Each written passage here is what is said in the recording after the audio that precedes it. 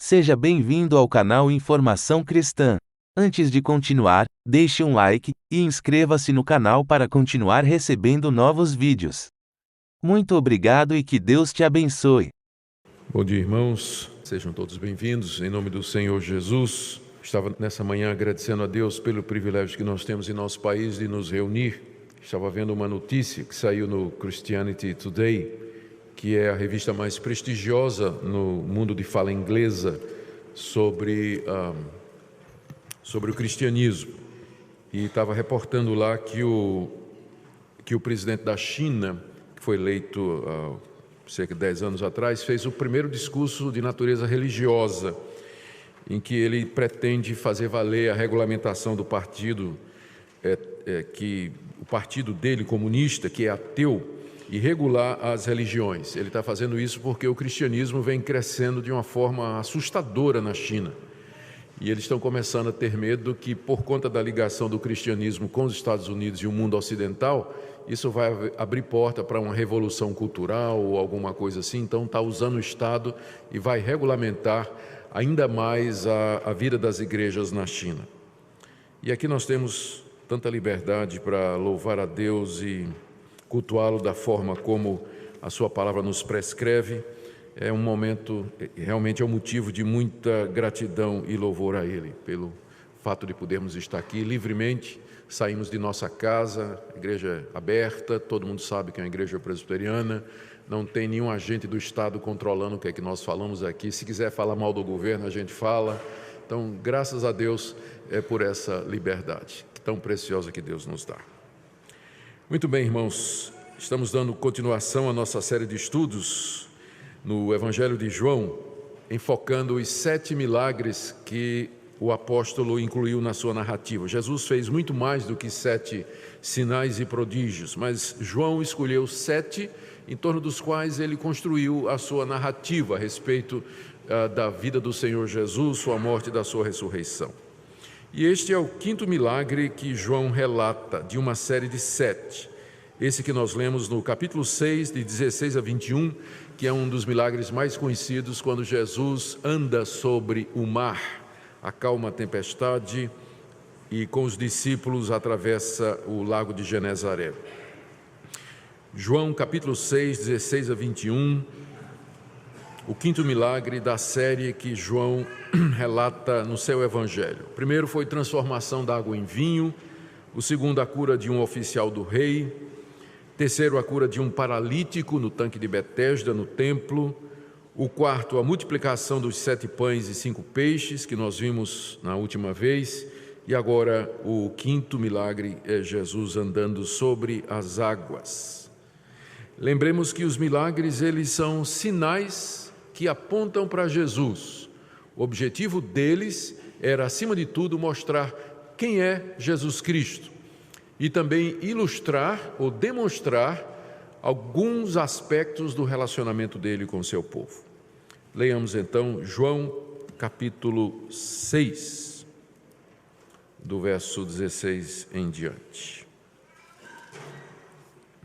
Ao descambar o dia, os seus discípulos desceram para o mar e, tomando um barco, passaram para o outro lado, rumo a Cafarnaum. Já se fazia escuro e Jesus ainda não viera ter com eles. E o mar começava a empolar-se, agitado por um vento rijo que soprava. Tendo navegado uns 25 a 30 estádios, eis que viram Jesus andando por sobre o mar, aproximando-se do barco, e ficaram possuídos de temor. Mas Jesus lhes disse: sou eu, não temais. Então eles de bom grado o receberam, e logo o barco chegou ao seu destino.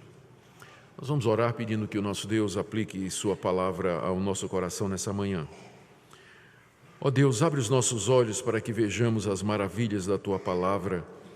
Dê, Senhor, que a exposição desse relato seja usada pelo teu Espírito Santo na vida do teu povo aqui presente, trazendo glória ao teu nome, edificação e bênção na vida de cada um, conforme a necessidade que tu conheces tão bem. Pedimos também, Senhor, pelos irmãos em toda parte do mundo que se reúnem nesse dia, o dia do Senhor, para o teu louvor público, para celebrar o serviço divino, para exaltar o Teu nome, ouvir a Tua palavra e anunciá-la, Senhor, ao mundo inteiro. Sê com Teu povo. É o que nós te pedimos em nome de Jesus. Amém.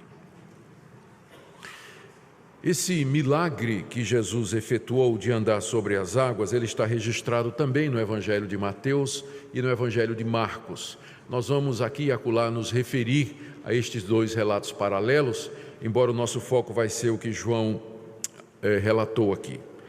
A passagem tem 3 partes. Na primeira, lemos como os discípulos entram no barco para atravessar o lago de Tiberíades. Eu tinha mencionado que era de Genezaré, na verdade é Tiberíades, que está aí de 16 a 17. Depois há o relato de uma tempestade que vem sobre eles, no verso 18, seguido então do socorro que Jesus traz caminhando sobre as águas, 19 a 20. E o relato então no verso 21 de como eles chegam em paz no seu destino. Vamos ver então o milagre em si e tentar entender o que ele nos diz. Os versos 16 e 17 falam de como os discípulos descem até o mar e entram num barco e vão rumo a Cafarnaum. E a tarde caiu e Jesus ainda não viera ter com eles conforme eles haviam combinado. O que é que tinha acontecido? Jesus tinha multiplicado os pães e os peixes para uma grande multidão. Eles estavam, se você olhar no mapa, eles estavam no lado direito do lago de Tiberíades. Galileia ficava para o lado de cá e do lado de cá ficava a região de Decápolis e de outras cidades. Jesus tinha visitado aquela região e foi ali que ele fez o milagre da multiplicação dos pães e dos peixes.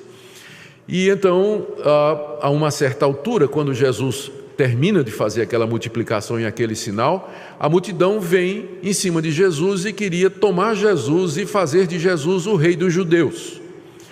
E Jesus sabe que não é a hora de assumir o reinado, o seu reino é espiritual.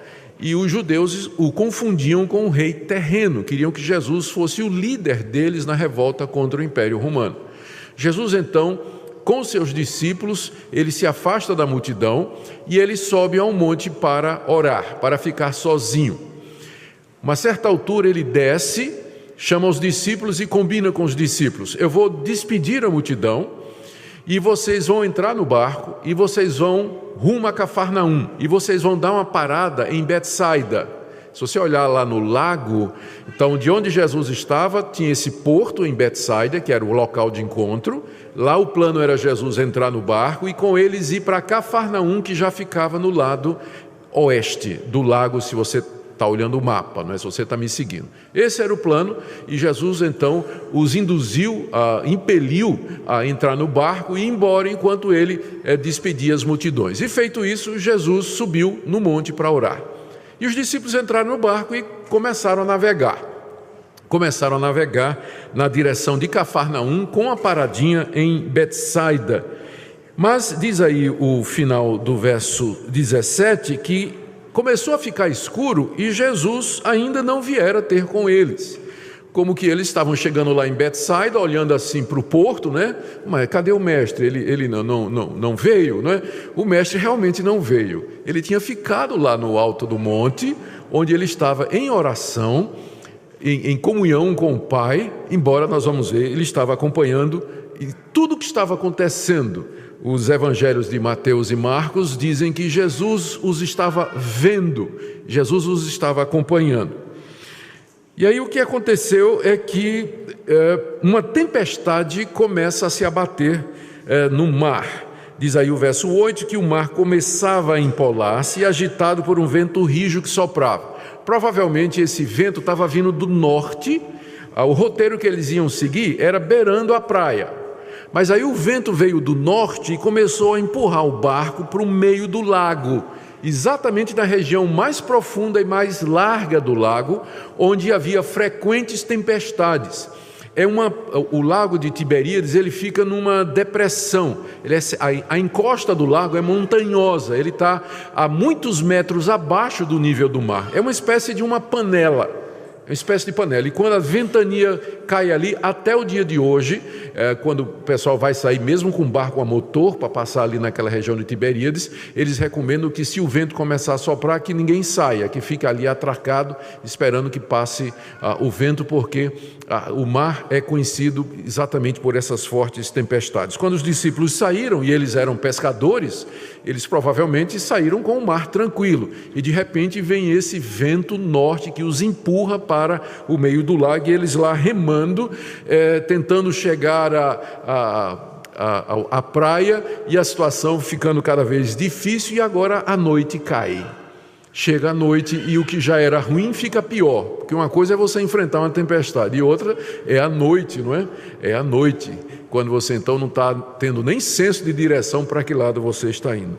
Então essa foi a situação. Havia um risco real de afogamento, embora os discípulos eram pescadores, parte deles, conheciam bem aquela região, já tinham feito aquele trajeto várias vezes, mas havia o risco real de afogamento, e a tempestade começava a durar já algum tempo. O lago tinha 10 quilômetros de extensão, e pelos relatos eles já haviam sido empurrados para o meio do lago, então estavam a 4 a 5 quilômetros da terra, naquela angústia que já durava até meia-noite. Se eles começaram a fazer a travessia final da tarde, 5, 6 horas da tarde, então já fazia 6 horas, mais ou menos, 7 horas daquela angústia em que eles estavam lutando contra a tempestade para não se afogarem, para o barco não virar naquela situação. E de repente eles olham e lá vem um vulto caminhando sobre as águas. Gente, pense no medo, não é?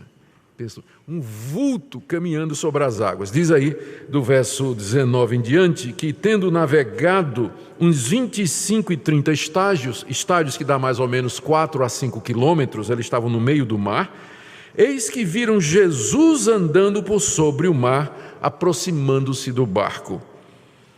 Diz o Evangelho de Marcos, nos diz que Jesus, lá do monte onde estava, ele os viu em dificuldade, e ele então desce do monte, caminha, por isso que demorou, não é? Ele caminha ao largo do mar, pela beira do mar, e numa certa altura então, ele continua andando, né? E vem andando na direção dos discípulos, caminhando aí a uns 3 a 4 quilômetros por sobre o mar, na direção em que os discípulos estavam.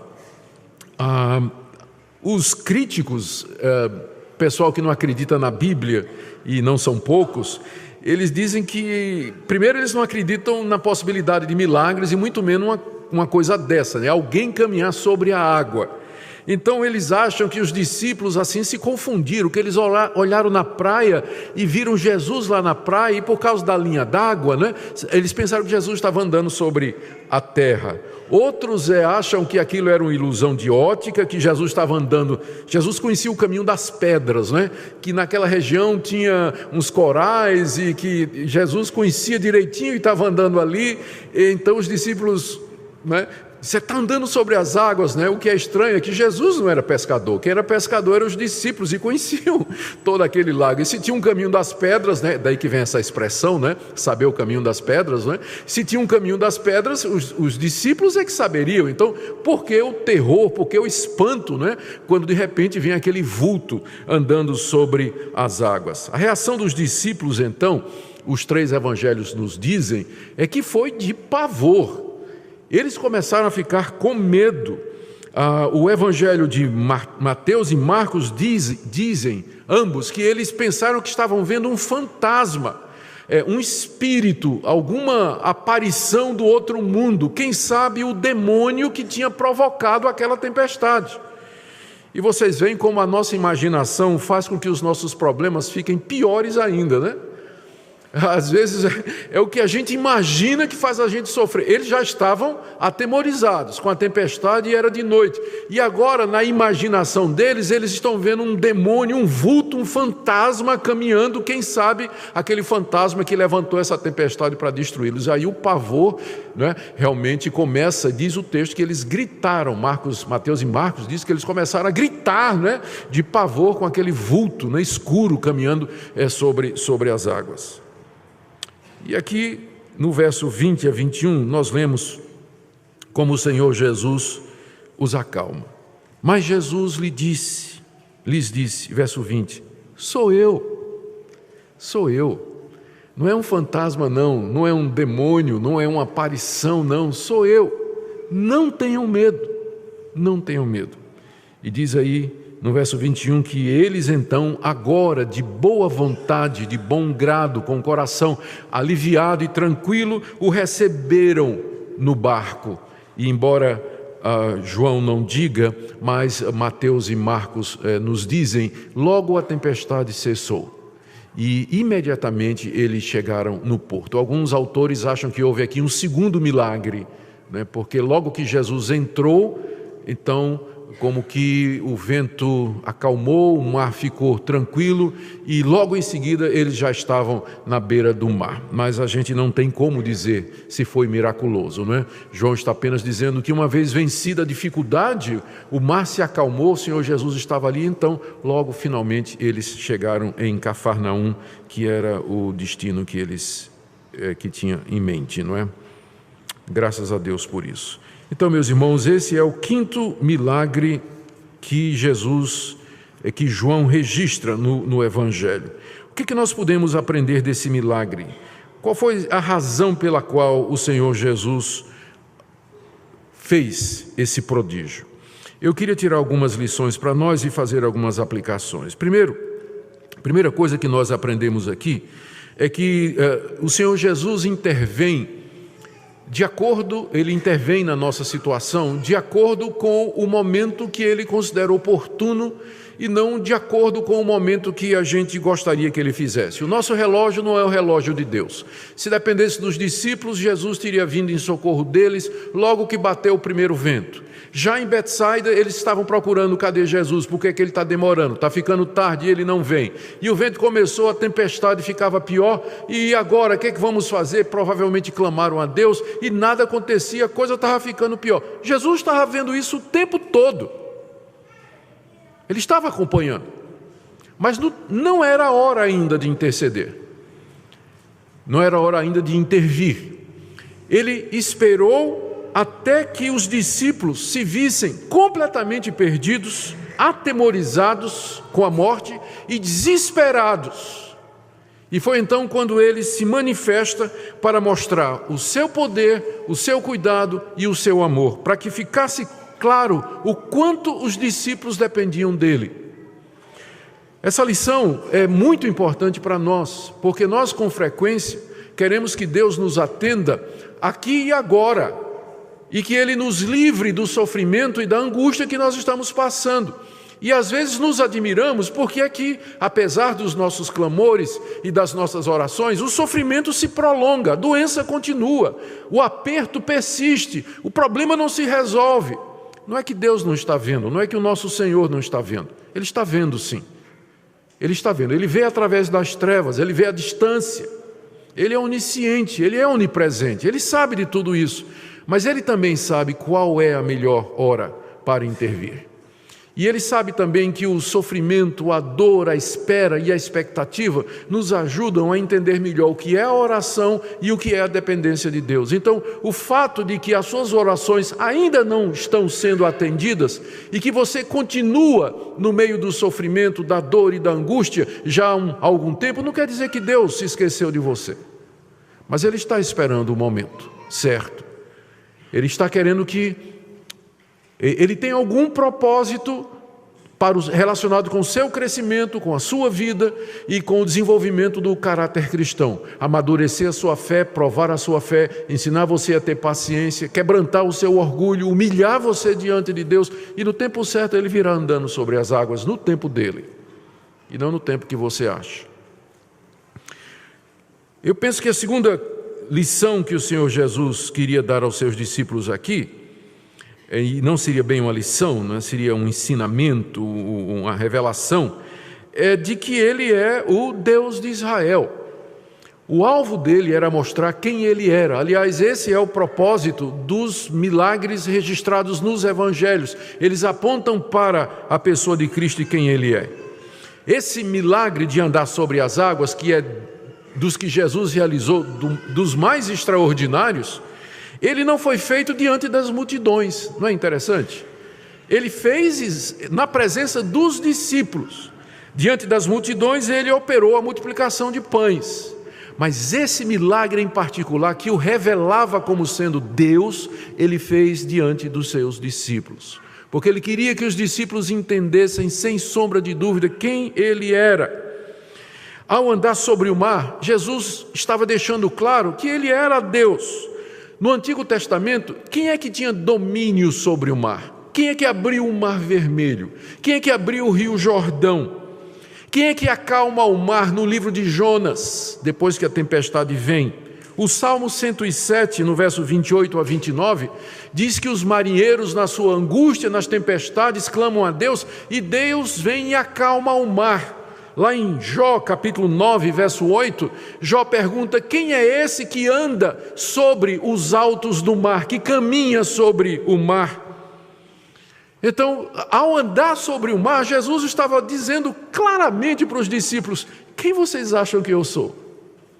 Quem vocês acham que eu sou? Quem é que vocês conhecem das Escrituras, da fé de Israel, que tem esse domínio sobre o mar? E só tem uma pessoa. Só tem uma pessoa, que é o Deus Criador dos céus e da terra.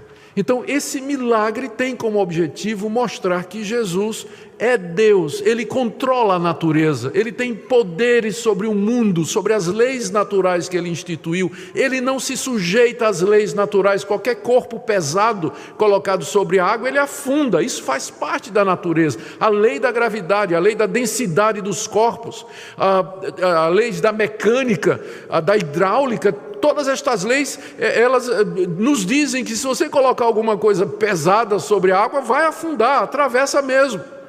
Mas Jesus desafia aqui uma dezena de leis, quando Ele caminha sobre as águas. E só tem um ser que pode fazer isso, que é o Deus que criou todas as coisas. Então, o alvo e o objetivo é mostrar a divindade de Cristo. Não é à toa, portanto, de acordo com Mateus 14, que é o texto paralelo, que Mateus diz que quando os discípulos viram isso, e Jesus entrou no barco, diz que os discípulos o adoraram e disseram: tu és o Filho de Deus, o que significa: tu és Deus Filho, tu és Deus entre nós. Eles adoraram a Jesus ali mesmo no barco, porque eles viram e compreenderam. Os discípulos eram judeus, e os judeus são monoteístas. Judeus só adoram o Deus de Israel, eles não acreditam em outros deuses. Então, na hora que um judeu se curva diante de Jesus e o adora, ele está dizendo: tu és o Deus de Israel, tu és o Criador dos céus e da terra, tu és o Deus de Abraão, Isaque e Jacó. Esse era o objetivo daquele milagre, levar os discípulos a entender ainda mais quem Jesus era, a sua plena divindade. Eu gosto também aqui de uma lição que às vezes nos passa desapercebida. É aquela frasezinha que está aí no verso 20, quando Jesus entra no barco, os discípulos atemorizados, Jesus então chega no barco e diz assim: sou eu, não tenham medo. Só uma frase, não é? Sou eu, não tenham medo. Então, essa expressão sou eu, no grego, que significa, no grego está ao contrário, eu sou, né? A gente traduz como sou eu, porque às vezes o grego inverte as coisas, mas o sentido é esse. Mas essa expressão eu sou, ela aparece no Evangelho de João várias vezes na boca de Jesus. Eu sou o pão da vida, eu sou o caminho, a verdade e a vida, eu sou o pão que desceu do céu. E aqui é a primeira vez que aparece essa expressão, Jesus dizendo sou eu ou eu sou. E não é sem razão que muitos estudiosos entendem que Jesus aqui está dizendo claramente aos discípulos que Ele é Deus, o Deus que lá no Monte Sinai apareceu a Moisés na sarça ardente, e Moisés perguntou: mas qual é o teu nome? E qual foi a resposta dele? Eu sou. Esse é o meu nome. Eu sou. E é isso que Yahweh significa em hebraico, o nome de Deus. Eu sou. E Jesus aqui, ao chegar nos discípulos e dizer: sou eu sou, ele estava fazendo essa identificação com o Deus que se revelou no Antigo Testamento à nação de Israel, o Deus da aliança, o Deus de Abraão, de Isaque e de Jacó. Por isso, agora vem, não tenham medo. Por isso, não tenham medo. Sou eu que multipliquei os pães, sou eu que transformei a água em vinho, não lembram? Sou eu que curei o aleijado lá no tanque de Betesda, sou eu que curei o filho do oficial, sou eu que estou com vocês há 2 anos. Por isso não tenham medo. A razão pela qual os discípulos não deveriam ter medo estava baseada em quem era Jesus. E será que essa não é uma das lições mais importantes do texto para nós? Por que é que eu não tenho que temer mais? Por que é que eu não preciso ficar mais com medo? Porque eu sei quem é Jesus, eu sei quem Ele é. Ele é o Deus Criador de todas as coisas, que tem todo o poder no céu e na terra, que me vê, que cuida de mim, e no tempo dele virá o meu socorro andando sobre as águas. Sou eu, não tenha medo. Quem conhece o Senhor Jesus e tem essa comunhão com Ele, tem toda a base para não viver em medo aqui nesse mundo. Eu quero terminar com algumas implicações. A primeira delas é com relação à nossa incredulidade e à pessoa de Jesus. O cerne do cristianismo, o âmago do cristianismo, é o reconhecimento de que Jesus é Deus. Por isso que nós não consideramos como cristãos aqueles movimentos, igrejas e seitas que negam a divindade de Jesus, que acham que Jesus é um ser criado, é um homem especial, é alguém que está numa categoria próxima do divino, mas a Bíblia é muito clara quando nos apresenta Jesus como sendo Deus, o Criador dos céus e da terra, Deus Filho que veio a esse mundo em forma humana para nos salvar, nos redimir dos nossos pecados. E o ponto importante desse texto, o ponto central desse texto, ele nos chama a crer em Jesus, ele nos chama a confessar isso. Eu creio que Jesus é o Filho de Deus, e a adorar Jesus e nos render aos pés dele. Queria que nessa manhã você pensasse nisso. Quem é Jesus para você? Como é que você olha para Ele? Você já chegou a essa consciência de que esse homem que nasceu lá na Judeia, há 2000 anos atrás, é o Filho de Deus e que não há ninguém semelhante a Ele e que Ele é o único mediador entre Deus e os homens? Se no seu coração você crê nisso, você de fato é cristão, você de fato conhece a Deus. E essa é a verdadeira religião, que está baseada nessa declaração de que Jesus de fato é o Filho de Deus. Talvez você já crê nisso, talvez você já entendeu isso, mas existe uma diferença em reconhecer que é Jesus que está vindo sobre as águas e em recebê-lo de bom grado no barco. Tem muita gente que conhece e reconhece a ortodoxia do cristianismo, é importante ter a doutrina correta a respeito de Jesus, mas vive como se ele não tivesse nenhum relacionamento com Cristo. É importante saber que ele anda sobre as águas, mas é necessário que você o traga para dentro do barco da sua vida, porque é isso que vai salvar você, é isso que vai fazer a diferença. Há muita gente que professa o cristianismo, mas da boca para fora é uma religião formal, uma religião que se atém a práticas de ritos e compromissos com a instituição. Mas esse texto nos mostra o que é o cristianismo, é esse relacionamento, é ouvir Jesus dizer, sou eu, e você dizer, então eu sei quem é, eu conheço sim, eu não vou ter mais medo, eu não temerei. E aqui que eu também creio que o texto tem uma palavra para você, que está achando que a tempestade está durando demais. Eu já falei isso durante o corpo do sermão e eu quero repetir agora. Ouça as palavras de Jesus, sou eu, não tenha medo.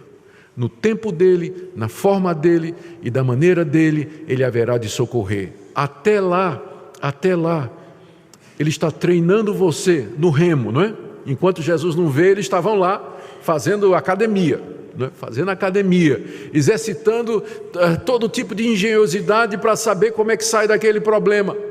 Então, enquanto ele não vem, ele está trabalhando em você, exercitando os músculos da fé, da paciência, da humildade, e no tempo certo ele haverá de chegar.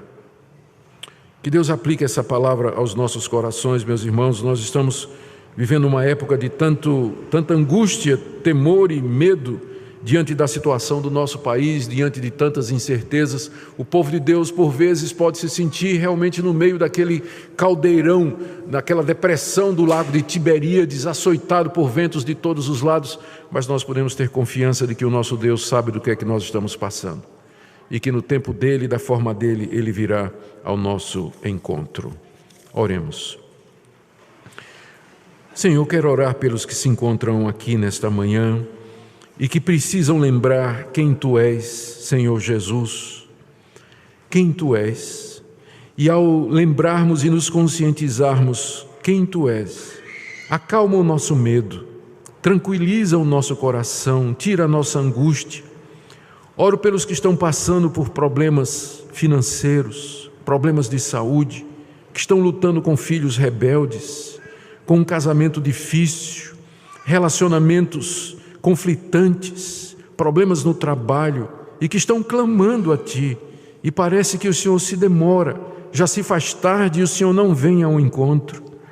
Ó Deus, aquieta o coração e no tempo do Senhor liberta o Teu povo, para que nós possamos Te adorar e dizer, verdadeiramente Tu és o Filho de Deus.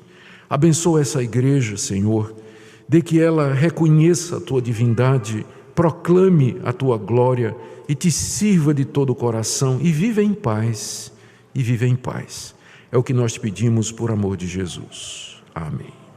Obrigado por ter assistido um vídeo do nosso canal Informação Cristã. Esperamos que ele tenha edificado a sua vida e também da sua família. Pedimos que por favor se inscreva no nosso canal, dê um like e compartilhe esse vídeo para o maior número de pessoas, para que elas também sejam edificadas e alcançadas pela palavra do nosso Deus. Que Deus te abençoe e até o próximo vídeo.